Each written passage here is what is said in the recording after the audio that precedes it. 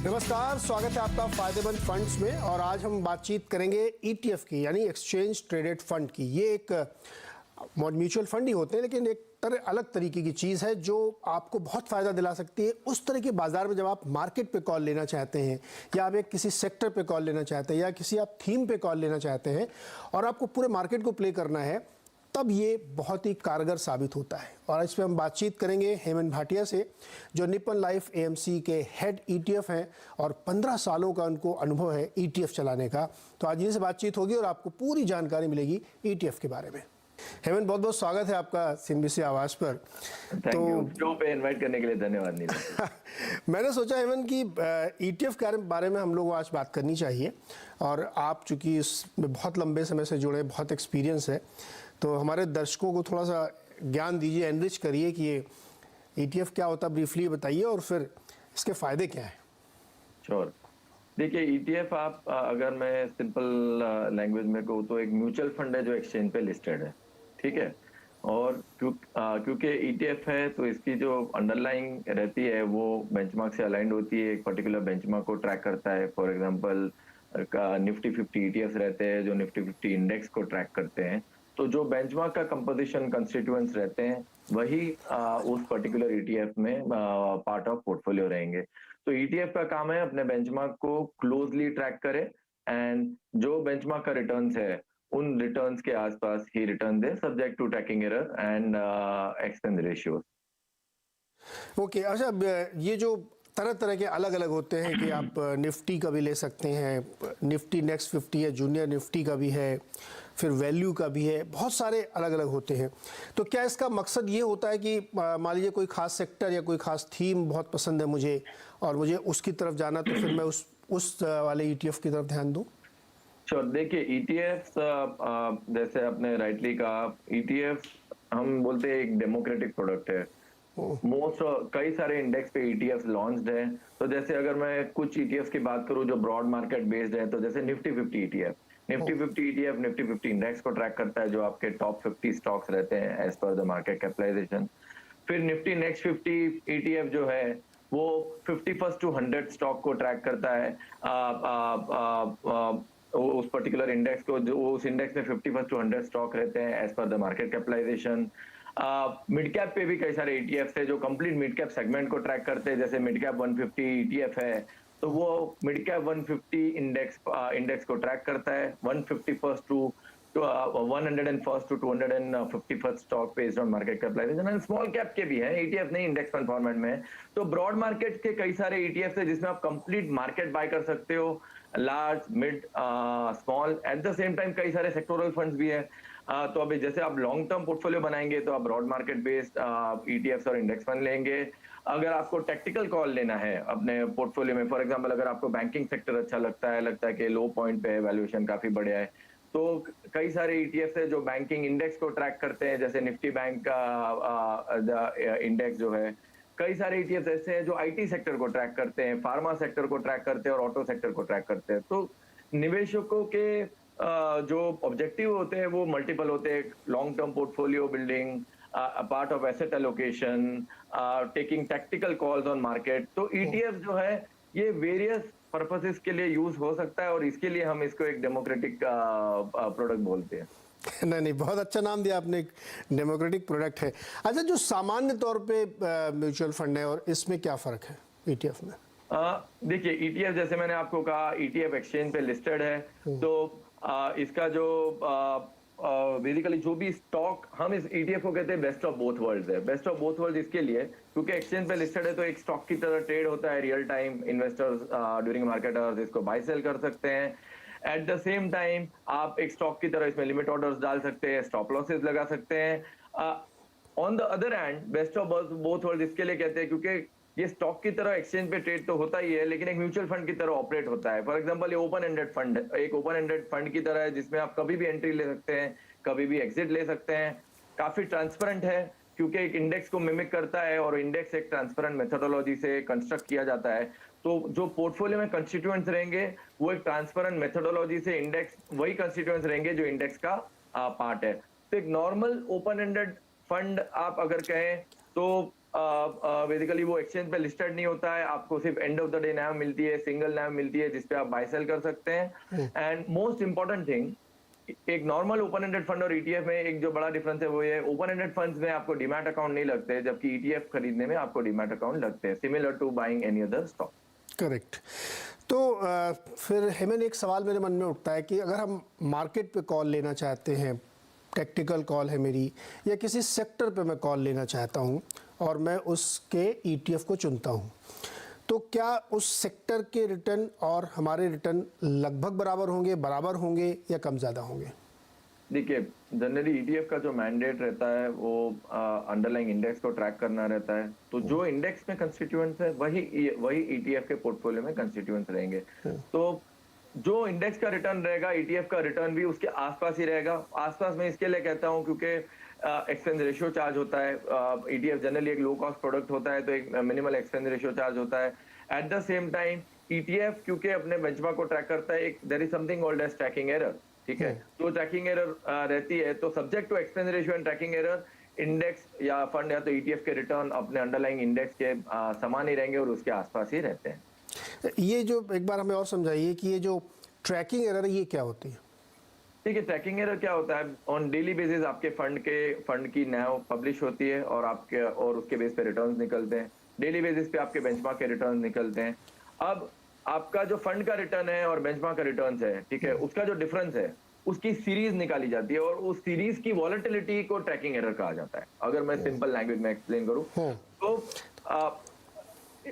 Trekking error is actually the standard deviation of difference between funds return and the benchmark return, ठीक है। Lower the tracking error, जितनी tracking error कम रहती है, better it is.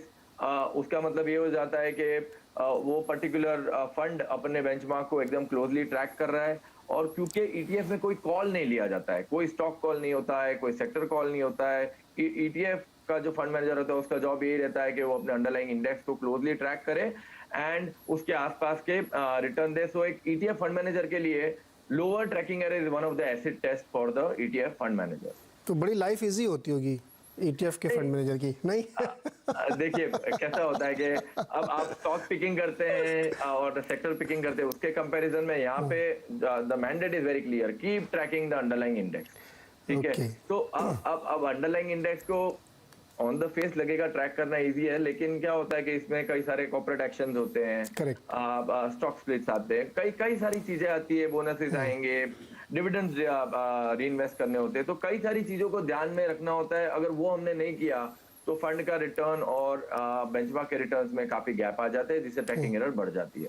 तो we have to be very sure at any point of time. तो दोनों side का अगर इंडेक्स से थोड़ा ज़्यादा है या कम है, दोनों ट्रैकिंग एरर माना जाएगा, लेकिन कम है तो आपको लगता है कि कम है। हेमन, जनरली अगर हम इंडस्ट्री वाइड या स्पेसिफिक बात ना करें तो कितना होना चाहिए ट्रैकिंग एरर आमतौर पर?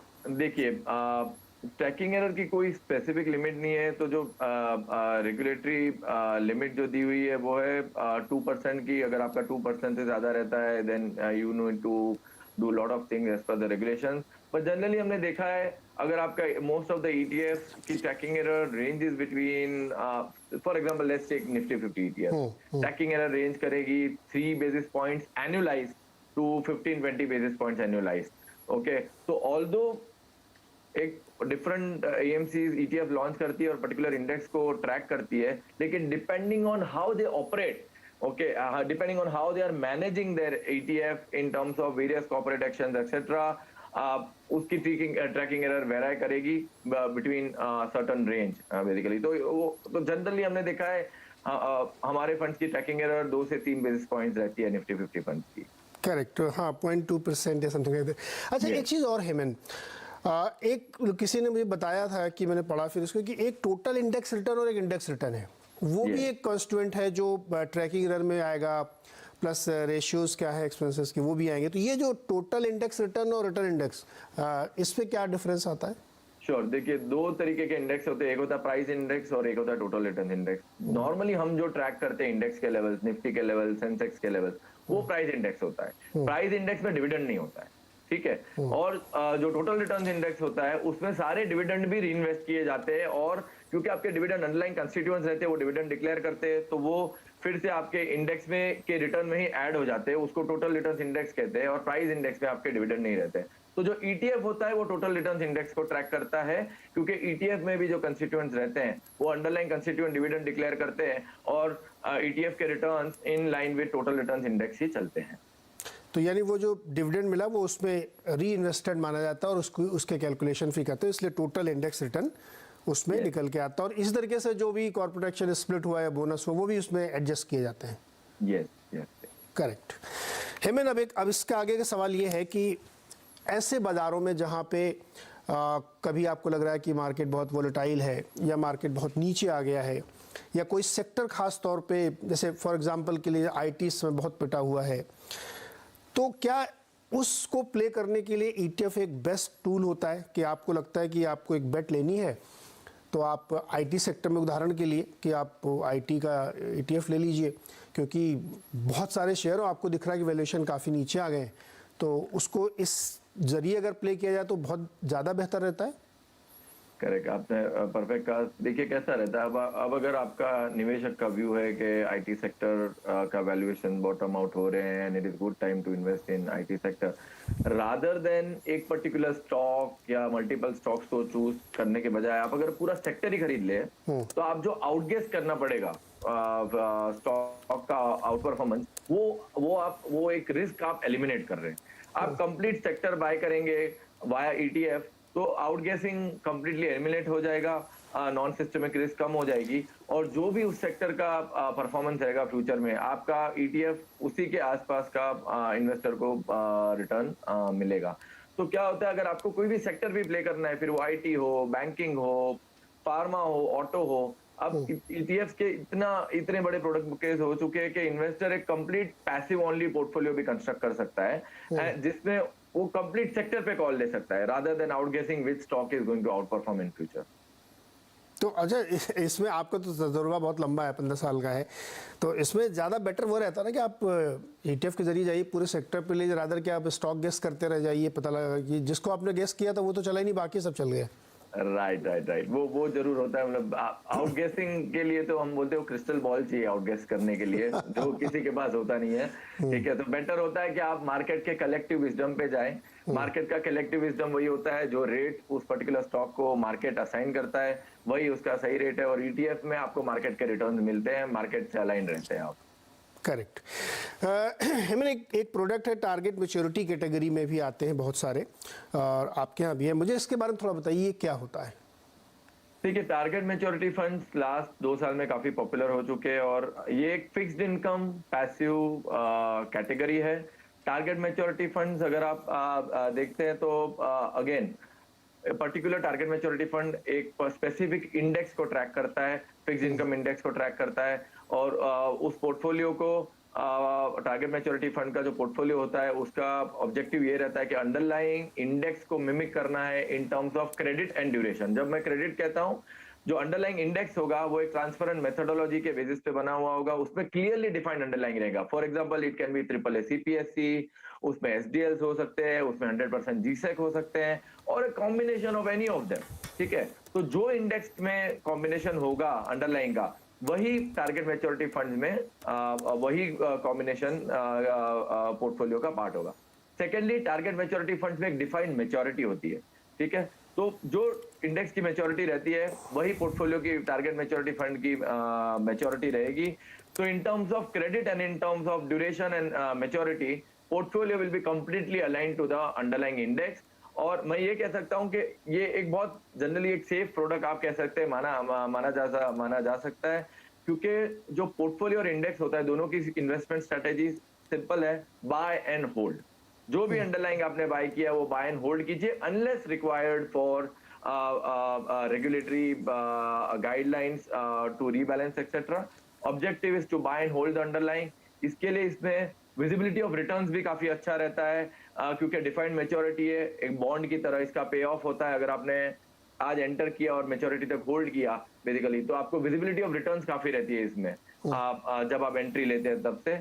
एंड आप ये कह सकते हैं कि एक ओपन एंडेड एफएमपी की तरह है, जिसमें मेच्योरिटी का क्लियरली डिफाइंड है, but at the same time investor can enter any time and exit any time depending on their call. But generally हम इन्वेस्टर को यही सजेस्ट करते हैं कि अगर आप टारगेट मेच्योरिटी फंड्स में निवेश करते हैं तो आप उसकी मेच्योरिटी तक होल्ड कीजिए, और ताकि जो इंटरिम वॉलेटिलिटी रहेगी, जो मार्क टू मार्केट वॉलेटिलिटी रहेगी, वो आप उसको कंप्लीटली अवॉइड कर सकते हैं। हेमंत, क्या इसमें ज्यादा डेट इंस्ट्रूमेंट वाले प्रोडक्ट होते हैं क्या, जिसके अंडरलाइंग ज्यादातर डेट में हो? यस, इट इज, जैसे मैंने आपको कहा, ये पैसिव फिक्स्ड इनकम प्रोडक्ट है एंड डेट प्रोडक्ट है, तो अंडरलाइंग आपकी डेट सिक्योरिटीज ही रहेंगी इसमें, अंडरलाइन डेट सिक्योरिटीज होंगी और उसके थ्रू करेंगे। एक चीज़ और मेरे मन में आ रही थी कि जो ETFs हैं, क्या ये लिक्विडिटी इनमें कुछ इश्यूज होते हैं क्या, कि मतलब जितने तरीके के ETF मार्केट में अवेलेबल है उसमें कुछ हो सकता है कि बहुत हाईली लिक्विड है, जहाँ पे बहुत ज़्यादा लोगों का इंटरेस्ट हो सकता है, निफ्टी 50 20 है मान लीजिए, या कुछ सेक्टोरल हो सकते हैं, लेकिन बहुत सारे में हो सकता है लिक्विडिटी हो, ऐसा कुछ ट्रेंड होता है क्या? देखिए, ये काफी ट्रिकी क्वेश्चन है, मैं कहूंगा। देखिए, जनरली ETF की लिक्विडिटी डिपेंड करती है अंडरलाइंग की लिक्विडिटी पे, तो एज लॉन्ग एज जो अंडरलाइंग लिक्विड अगर है तो ETF लिक्विड होना चाहिए। ये एक चीज हो गई। तो अगर किसी को खरीदना बेचना है तो दो तरीके होते हैं बेसिकली। एक होता है एक्सचेंज पे आ जाइए और खरीद लीजिए, दूसरा होता है AMC के पास आइए और यूनिट्स ले लीजिए, AMC in turn basket buy कर देता है। बट हम अपना कन्वर्सेशन रेस्ट्रिक्ट करेंगे एक्सचेंज पे। अब किसी इन्वेस्टर को अगर एक्सचेंज पे बाय करना है, ठीक है, तो एक होता है कि क्योंकि अंडरलाइंग लिक्विड है तो ETF के यूनिट्स लिक्विड रहेंगे, तो वो एक रीजन है ETF का लिक्विड होने का। दूसरा रीजन ये हो जाए कि कई सारे ETFs में नेचुरल इन्वेस्टर्स भी होते हैं, ठीक है। जैसे आपने कहा पॉपुलर ETFs होते हैं तो इन्वेस्टर्स नेचुरली उसमें बाय सेल करते हैं। तो इन्वेस्टर जब नेचुरली बाय सेल करते हैं तो ETF का price alignment in terms of intraday NAV etcetera बहुत क्लोज होता है उसके रियल टाइम NAV के आसपास। और जो नेचुरल इन्वेस्टर्स होते हैं वही इंश्योर करते हैं कि ETF ज्यादा से ज्यादा लिक्विड रहे। Apart from that market makers भी रहते हैं ETF में, जो वो दोनों side buy sell codes provide करते हैं इन्वेस्टर्स को। वो एक सर्टेन स्प्रेड्स पे रहते हैं, लेकिन इन्वेस्टर्स को उन ETF में ज्यादा वॉल्यूम दिखेगा जहां पे नेचुरल इन्वेस्टर्स बहुत ज्यादा है बाय सेल करने के लिए। तो ultimately a combination of market makers, natural volumes, that is natural investors who are there in the ETF, they determine the liquidity of a ETF. Perfect. तो यहाँ पे एक छोटा सा ब्रेक लेंगे, तो हेमंत और लौट के आएंगे। तो दो सवाल और मेरे मन में है। एक, क्या कुछ लोग, या मतलब जनरली पूछने के लिए कि लोग इसको ट्रेडिंग की तरह भी लोग यूज़ कर रहे हैं, क्या बहुत सारे लोग करते होंगे तो ETF में ट्रेडिंग करते हैं। और एक सवाल ये है कि क्या जिसको एक रेगुलर इनकम चाहिए, क्या वो इसको इस्तेमाल कर सकता है किसी भी तरीके से, उसका फ़ायदा हो सकता है क्या? ब्रेक के बाद इस पर बातचीत करेंगे।